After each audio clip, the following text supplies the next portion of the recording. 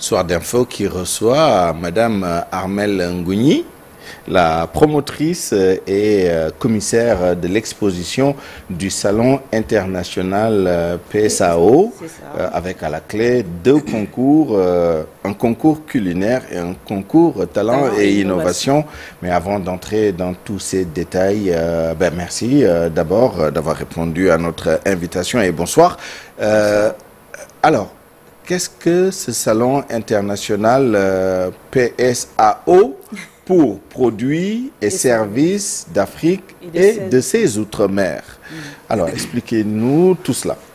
Alors, le Salon international PSAO, c'est un salon qui a vocation à valoriser les talents, les savoir-faire et les innovations de l'Afrique et de ses outre-mer. Et quand je parle de ces outre-mer, entendez ici la diaspora et les afro-descendants. Mais ce n'est pas que ça. Parce que le Salon international PSAO se distingue des autres salons parce que nous avons un pilier accompagnement.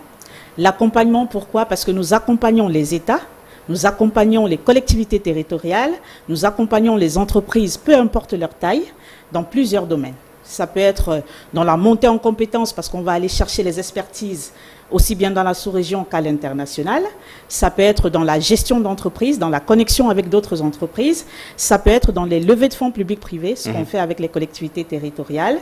Mais on a aussi un pilier parce que c'est très important de vraiment boucler la boucle, comme on le dit souvent.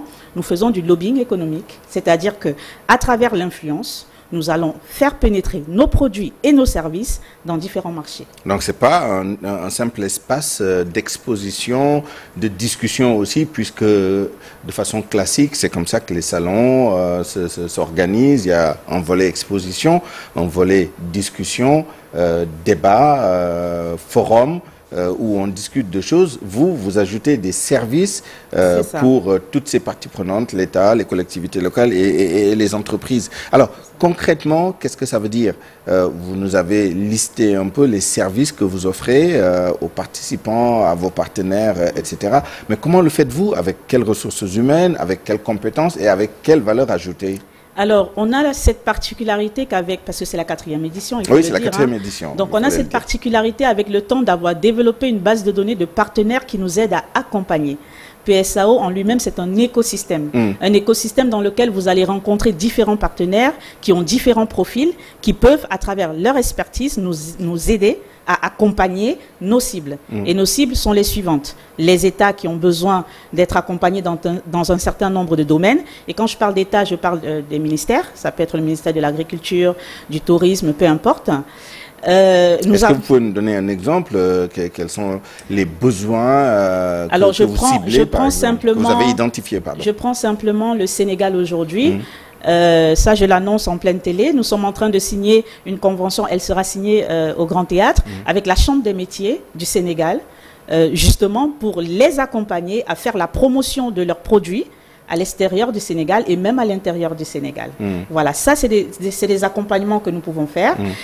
Nous avons proposé, parce qu'on a fait plusieurs webinaires avec les maires, pour leur proposer une offre dans laquelle nous avons des partenaires techniques et des partenaires financiers qui peuvent, avec nous, accompagner les collectivités territoriales et les mairies à leur autonomisation. En faisant quelque chose de très simple, après une étude de marché, nous nous sommes rendus compte que pour autonomiser une collectivité territoriale, il faut en moyenne 3 choses principales. Il faut un centre de développement communal qui est comme un melting pot d'entreprises et de savoir-faire qui viennent apporter leur expertise. Il faut une bibliothèque municipale, parce que le savoir se trouve dans les livres, on le sait tous, qui va être à la fois physique et digital. Avec nos partenaires, on peut le mettre en place. Il faut également un stade omnisport, c'est-à-dire un stade qui rassemble la majorité des activités sportives qui sont réalisées dans le pays. Et ça permet aussi, parce que le sport, c'est une activité qui permet de développer le pays à l'international. Donc, dans un 4e point, c'est la formation.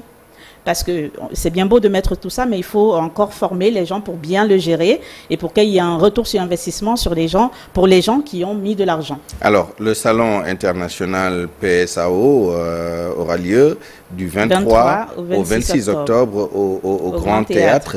Qui attendez-vous? Alors aujourd'hui, on attend des délégations qui viennent du Cameroun, de plusieurs pays, hein. Je ne vais pas tous les citer, du Cameroun, du Burkina, des États-Unis, de la France également. Mais surtout le profil qui sont les participants, disons. C'est des entreprises qui ont besoin de découvrir le Sénégal. C'est des entreprises qui sont sénégalaises, qui ont besoin d'ouvrir leur marché à l'international. C'est des GIE. On travaille beaucoup avec des GIE aussi. Pourquoi? Parce que aujourd'hui, moi je prends l'exemple de notre écosystème. Parfois, on a des demandes qui sont énormissimes. Et il faut pouvoir collaborer avec des GIE pour pouvoir satisfaire la demande. Vous savez, aujourd'hui, après avoir sillonné un peu le Sénégal, parce que je suis quand même au Sénégal depuis 6 semaines pour organiser cet événement, on se rend compte, et je pense que ce n'est pas qu'au Sénégal, je l'ai vécu aussi en Côte d'Ivoire et au Cameroun, ce sont nos femmes, ce sont nos agricultrices, ce sont nos transformatrices qui font le vivier de l'économie locale. Et ces femmes-là, souvent, peinent à écouler leurs produits. Elles peinent même à vendre leurs produits, elles peinent même à normaliser leurs produits. Aujourd'hui, nous venons avec cette capacité de former aussi ces femmes-là à normaliser leurs produits pour que ça soit exportable. Parce qu'aujourd'hui, si vous faites un produit et que vous n'êtes pas capable de l'exporter ou bien d'aller au-delà de votre zone de challenges, en réalité, vous êtes limité. Voilà, ça c'est ce qu'on apporte. Et c'est pas que ça.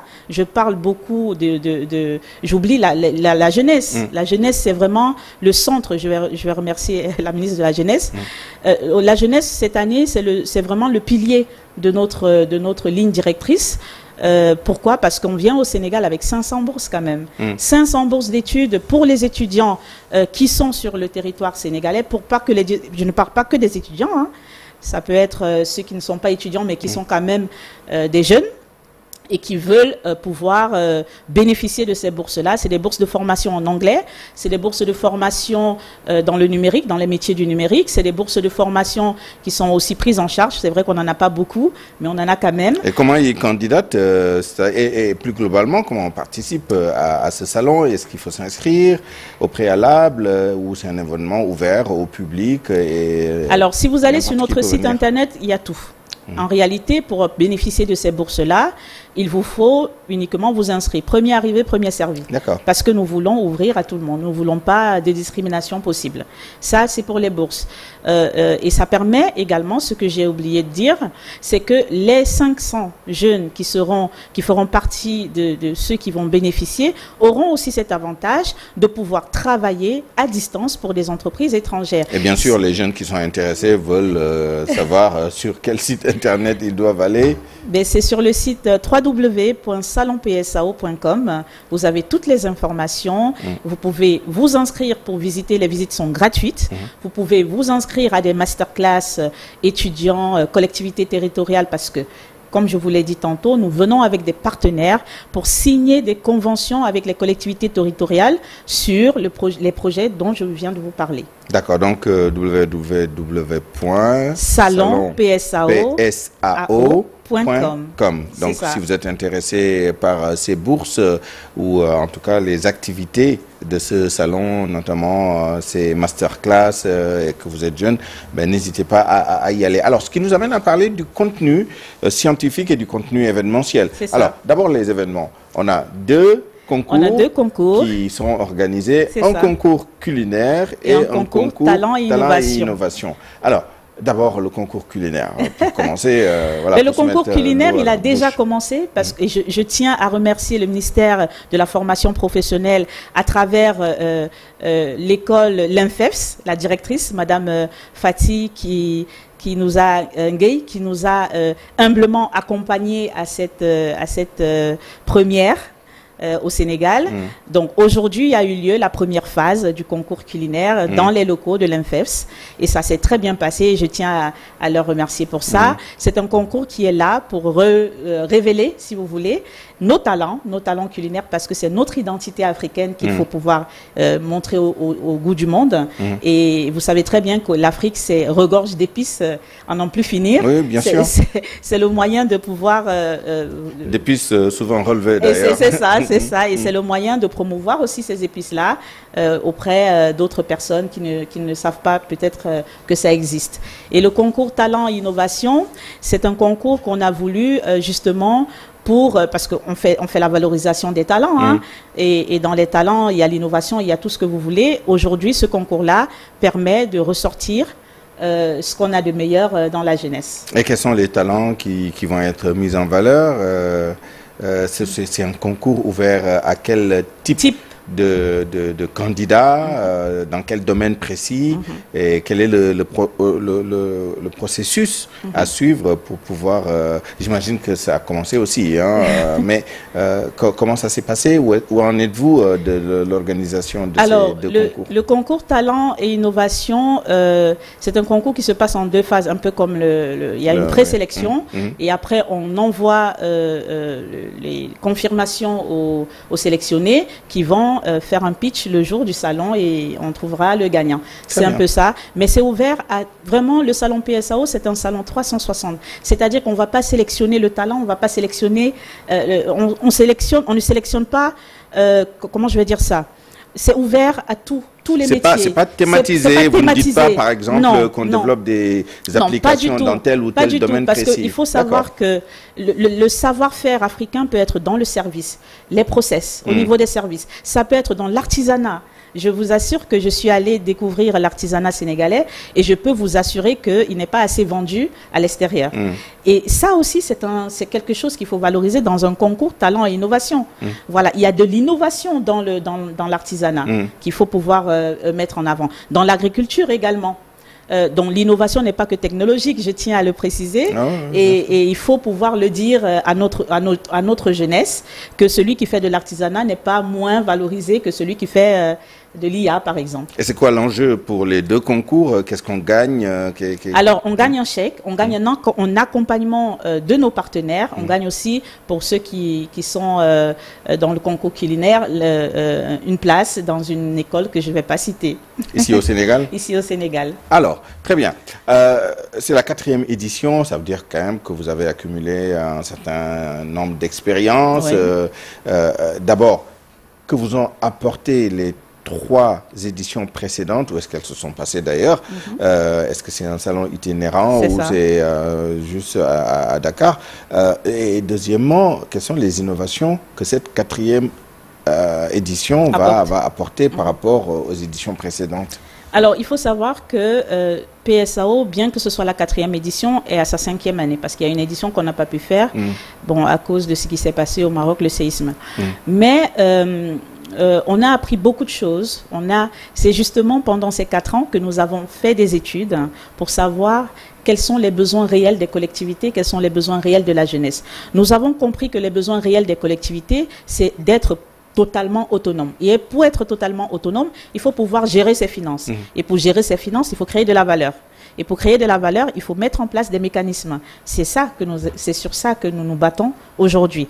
Donc j'en appelle ici au chef de l'État, aux maires qui me suivent, ainsi qu'aux ministres, de vraiment nous accompagner, parce que cet événement, il n'est pas facile à réaliser, je le dis, hein, on a besoin de tous les supports, de tous les soutiens pour pouvoir le mettre en place. Et quand je parle de la jeunesse, nous avons constaté quelque chose qui est criard. C'est qu'aujourd'hui, notre jeunesse tend à sortir du pays. Comment faire pour retenir la jeunesse, pour lui montrer qu'elle a de la valeur? C'est tout simple, il faut l'autonomiser. Et pour autonomiser une jeunesse, il faut lui permettre d'avoir des revenus qui l'empêchent de mendier. Et comment faire? Nous avons trouvé une solution, c'est de permettre à ces jeunes-là de travailler, étant au Sénégal, pour des entreprises étrangères, à des revenus décents. Voilà ce que nous proposons au Sénégal. Et quel est le lien ou le lien entre les différentes choses que vous faites qui peuvent parfois aller à U et à Dia? Vous voulez travailler avec l'État central, les collectivités territoriales, les entreprises, la jeunesse, les femmes, sur tout un tas de sujets, de thématiques, de secteurs.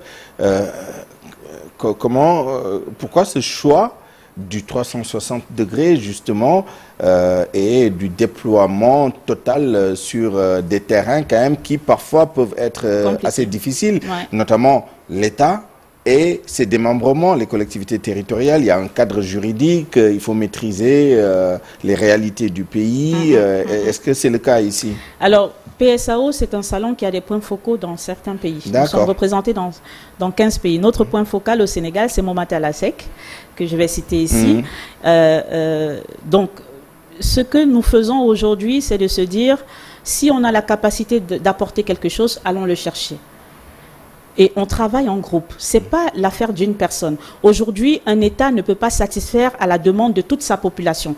Il faut que des gens comme nous se lèvent pour accompagner l'État à réaliser ses ambitions.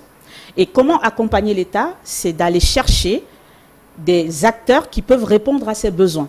Nous sommes des intermédiaires, des humbles intermédiaires, entre guillemets, qui accompagnent l'État à résoudre un certain nombre de problèmes. C'est-à-dire qu'aujourd'hui, PSAO vient pas avec toutes les solutions, 360, mais avec quelques solutions qu'on a essayées. Quand on vient avec des bourses, c'est parce qu'on a essayé de les négocier en amont. Quand on vient avec un partenariat assez ficelé, c'est parce qu'on a négocié avec des partenaires techniques et financiers en amont.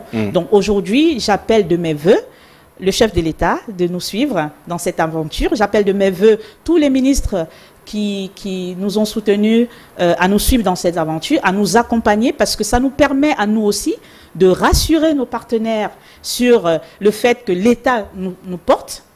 Parce que vous savez que l'investissement, que ce soit la diaspora, que ce soit les étrangers, investir dans un pays nécessite d'avoir de la confiance. Nous, on est là pour créer un climat de confiance et pour permettre aux gens de se dire, le Sénégal aujourd'hui est ouvert. Moi, j'ai assisté au salon Invest in Sénégal. J'ai écouté des discours qui m'ont encore donné beaucoup plus de motivation par rapport à ce salon-là. Et je pense que le moment est venu de donner à l'État des moyens pour atteindre ses ambitions, l'agenda 2050. Voilà. Évidemment, il faut aussi un certain nombre de partenariats, de soutien. Vous avez évoqué tout à l'heure le soutien de certains ministères de l'État.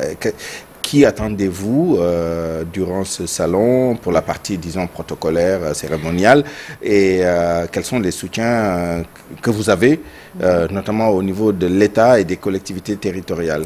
Alors, je ne vais pas tous les citer de peur d'oublier certains, mais ce que je peux dire aujourd'hui, c'est de dire merci au ministère du Commerce qui nous soutient, le ministère de la Jeunesse et des Sports, le ministère de la Formation professionnelle, le ministère de la Microfinance, le ministère, je ne sais pas, je peux en oublier, mais vraiment, je leur dis merci et je dis accompagnez-nous. Accompagnez-nous de manière à ce que cet événement ne soit pas l'événement de PSAO, mais que ce soit l'événement du Sénégal. Parce que je vous assure, nous avons dans ce travail, et je pense qu'on a fait beaucoup de webinaires avec nos partenaires et les mairies, pour les maires qui nous ont suivis, ils le savent puisqu'on a fait des échanges en amont. Moi j'ai rencontré le président de l'Union des collectivités territoriales justement pour lui présenter le dossier avec les conventions. Les templates de convention, on va appeler ça comme ça, pour lui dire que nous sommes prêts, nous avons juste besoin qu'il soit prêt pour qu'on chemine ensemble. Merci. Rendez-vous est pris le 23 pour l'ouverture de ce salon international PSAO qui va durer 3 jours, donc du 23 au 26 au Grand Théâtre. Madame Armelle Ngouni, merci beaucoup. Je rappelle que vous êtes la promotrice de ce salon en même temps que vous êtes la commissaire des expositions. Je rappelle qu'il y a 2 concours qui sont prévus lors de cet événement, un concours culinaire et un concours talent et innovation. J'espère que vous y rendrez nombreux. Voilà, l'adresse email a été donnée. En tout cas, nous, on y sera. Merci beaucoup. Merci à vous. Merci à vous de nous avoir suivis. Excellente fin de soirée. Au revoir.